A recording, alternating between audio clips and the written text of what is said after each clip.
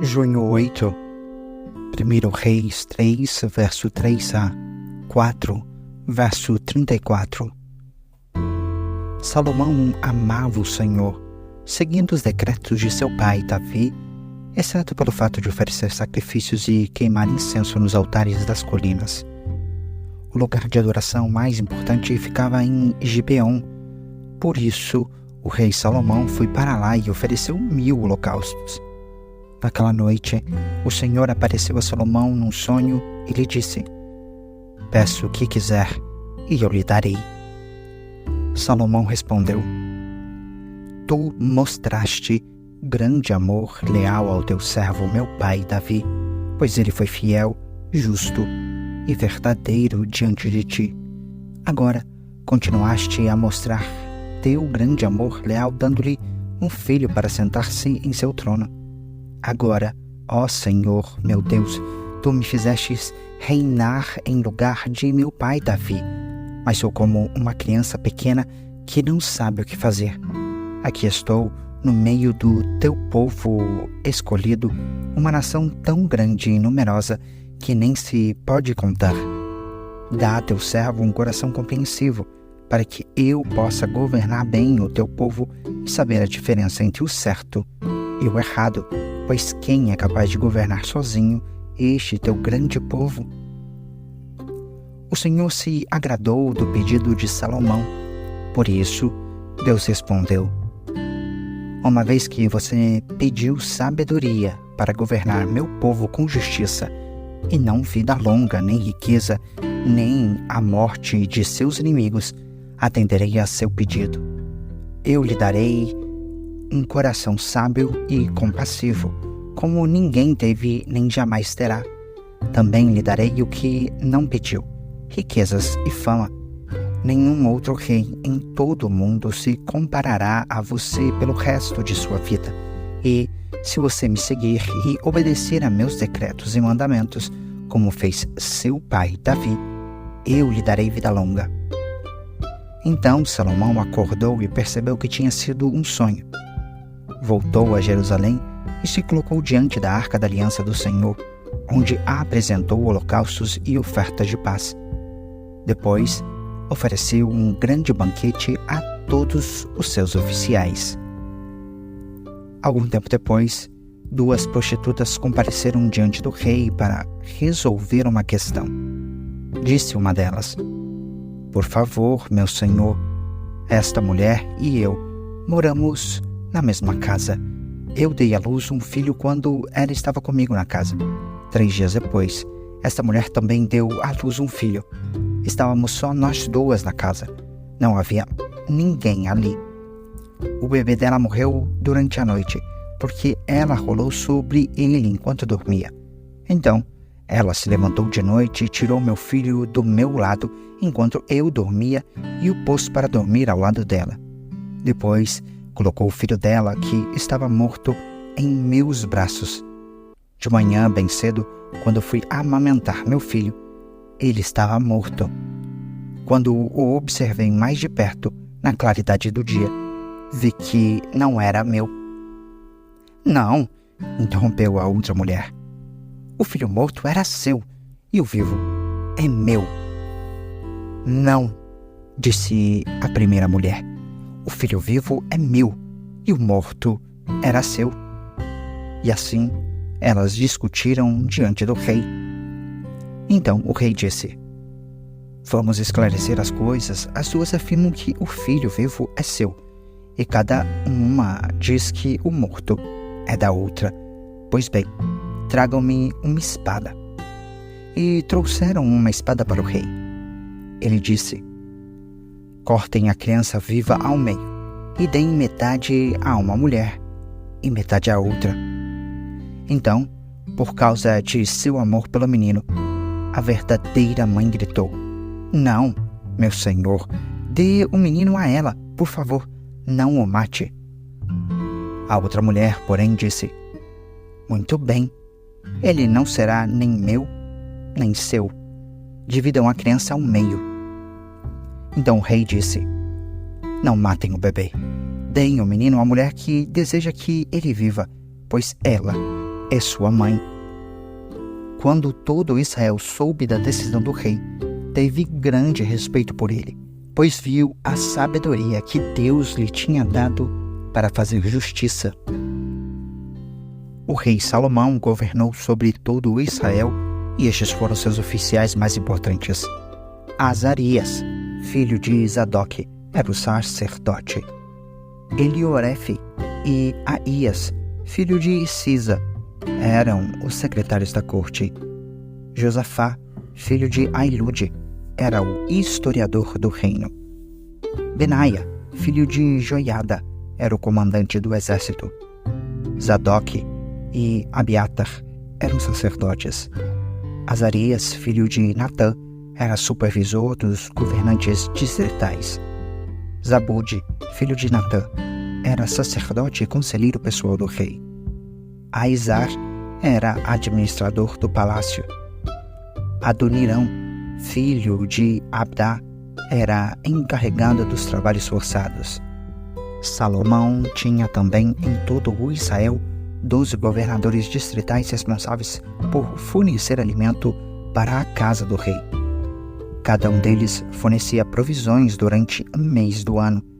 Estes são os nomes dos 12 governadores: Ben-Ur, da região montanhosa de Efraim; Ben-Dequer, em Macás; Saalbim, Bet-Semes e Elon-Bet-Anã; Ben-Esed, em Arubote, Sacó e toda a região de Efer; Ben-Abinadab, em toda a Nafote-Dor. Ele era casado com Tafate, uma das filhas de Salomão. Baaná, filho de Ailude, em Taanaque e em Megido, e em toda a Bet-San, próxima a Zaretã, abaixo de Jezreel, e todo o território desde Bet-San até Abel-Meolá e para além de Jocmeão.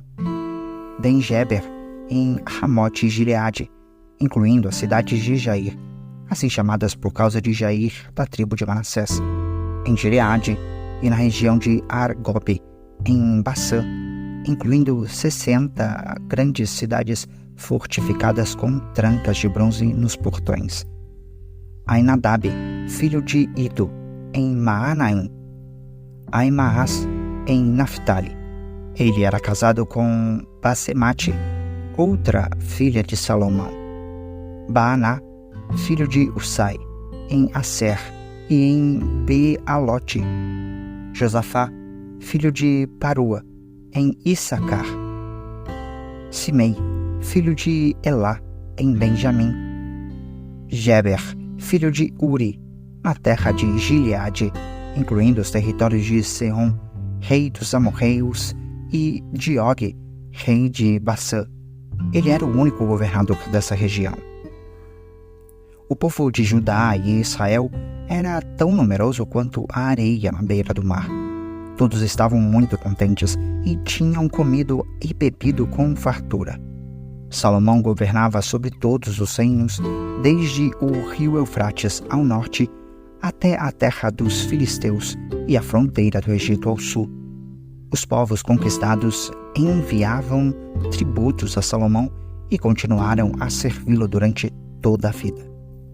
Para a provisão diária do palácio de Salomão, eram necessários 30 cestos grandes de farinha da melhor qualidade, 60 cestos grandes de farinha comum, 10 bois dos currais de engorda, 20 bois do pasto sem ovelhas, e também veados, gazelas, corças e aves seletas.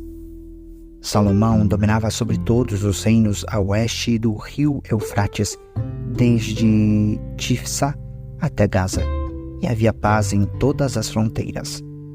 Durante a vida de Salomão, Judá e Israel viveram em paz e segurança.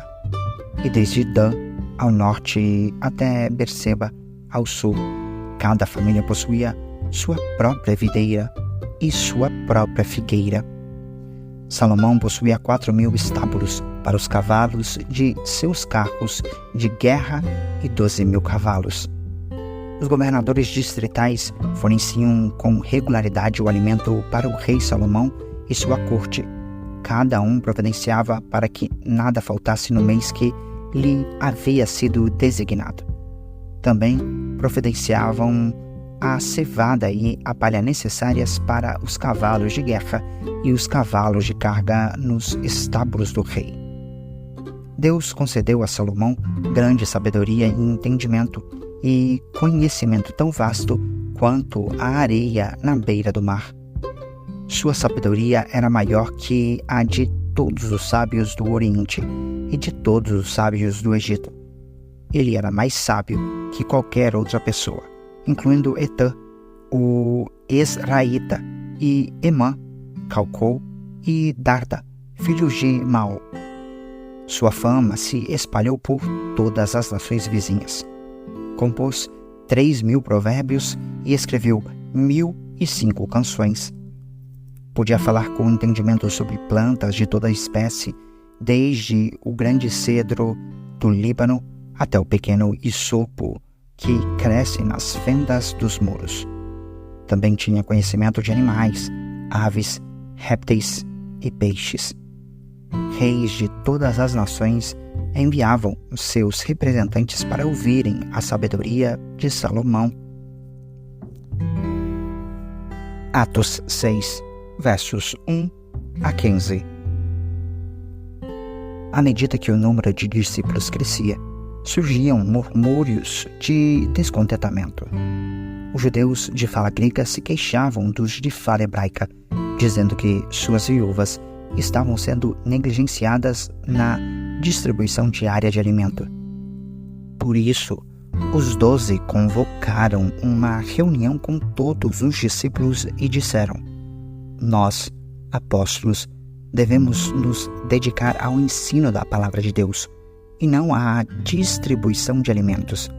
Sendo assim, irmãos, escolham 7 homens respeitados, cheios do Espírito e de sabedoria, e nós os encarregaremos deste serviço. Então nós nos dedicaremos à oração e ao ensino da palavra. A ideia agradou a todos, e escolheram Estevão, homem cheio de fé e de Espírito Santo, e também Filipe, Prócoro, Nicanor, Timon, Pármenas e Nicolau de Antioquia, que antes havia se convertido ao judaísmo. Estes 7 foram apresentados aos apóstolos, que oraram por eles e lhes impuseram as mãos. Assim, a mensagem de Deus continuou a se espalhar. O número de discípulos se multiplicava em Jerusalém, e muitos sacerdotes também se converteram. Estevão, homem cheio de graça e poder, realizava milagres e sinais entre o povo. Um dia, porém, alguns homens da chamada Sinagoga dos Escravos Libertos começaram a discutir com ele. Eram judeus de Cirene, de Alexandria, da Cilícia e da província da Ásia. Nenhum deles era capaz de resistir à sabedoria e ao espírito pelo qual Estevão falava. Então, convenceram alguns homens a mentir a respeito dele, dizendo: Ouvimos Estevão blasfemar contra Moisés e até contra Deus. Com isso, agitaram o povo, os líderes religiosos e os mestres da lei, e Estevão foi preso e levado ao conselho dos líderes do povo. As falsas testemunhas declararam: Este homem vive falando contra o santo templo e a lei de Moisés. Nós o ouvimos dizer que esse Jesus de Nazaré destruirá o templo e mudará os costumes que Moisés nos deixou. Nesse momento, todos os membros do conselho olharam para Estevão e viram que seu rosto parecia o rosto de um anjo. Salmos 126, versos 1 a 6. Cântico para os peregrinos a caminho de Jerusalém. Quando o Senhor trouxe os exilados de volta a Sião, foi como um sonho. Nossa boca se encheu de riso e cantamos de alegria. As outras nações disseram: o Senhor fez coisas grandiosas por eles. Sim, o Senhor fez coisas grandiosas por nós. Que alegria! Restaura, Senhor, nossa situação, como os riachos revigoram o deserto. Os que semeiam com lágrimas colherão com gritos de alegria. Choram enquanto lançam as sementes, mas cantam quando voltam com a colheita. Provérbios 16, versos 26 e 27. É bom que os trabalhadores tenham apetite. O estômago vazio os impulsiona. A pessoa sem caráter cria problemas. Suas palavras são fogo destruidor.